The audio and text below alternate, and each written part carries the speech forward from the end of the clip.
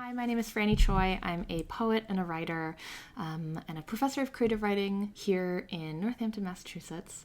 And I'm here to talk to you about a poem by the poet Suji Kwock Kim from her collection Notes from the Divided Country. And the poem is called The Chasm. And so it's one that I found years after I graduated college, when I was already living my life as a writer, as a poet.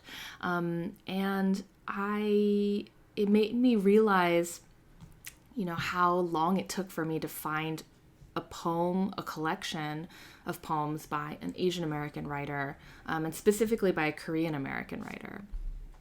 I loved poetry when I was in high school. This was like the thing that I wanted to do. I loved poems. I loved words. I loved sentences. I loved like the thing that poems can do to speak to that like innermost part of you. But one innermost part of me that I felt hadn't been spoken to until much later was the part of me that was in pain from the silences in my family, the gaps in my understanding that come with having a lineage that's defined by war, migration, division, and diaspora. And if I had found this poem earlier, I think I would have felt a little bit less lonely in that feeling of being so far away from the big historical things that have defined you and defined your family. And so I want to share this poem with you in hopes that it will help you feel a little bit less lonely if that's something that you're thinking about. So it's a poem that's in two parts. If you can see, there's a little bit here where it splits off into a second part. The poem is called The Chasm. And I invite you to think about the chasm as not just a physical place, but also, a big gap, right? And it says August 1950, which might help indicate that it takes place during the Korean War.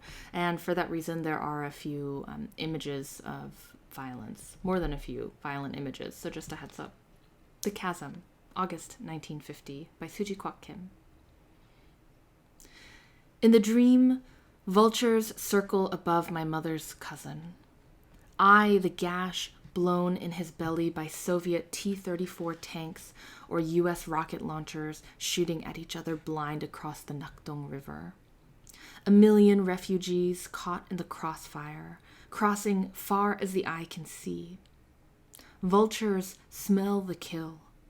My mother screams when one drops on his chest, thrashing for foothold, his small body shaking beneath its wings, talons ripping away strips of flesh like bandages. She beats it with her walking stick until it flies hissing to another corpse. Then another one lands, then another, her beating the stick until they fly away too, not for good, swarming again and again to his half-gnawed body, wave after wave.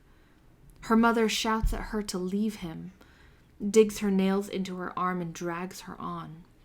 My mother can't see his face anymore for their jaws, twisting, chewing on twisted entrails, insides pulled out like ropes unlashed from the mast of the spine, all the bleeding sinews and nerves, strange jellies, all the hieroglyphs of generation. Why won't they speak? I know you were real, even if I can only see you in dreams. I see we'll never meet. It's humiliating to wake up alive 50 years later when I couldn't have saved you. I couldn't have saved a dog. For the birds change their faces and wear the faces of soldiers. Thank you.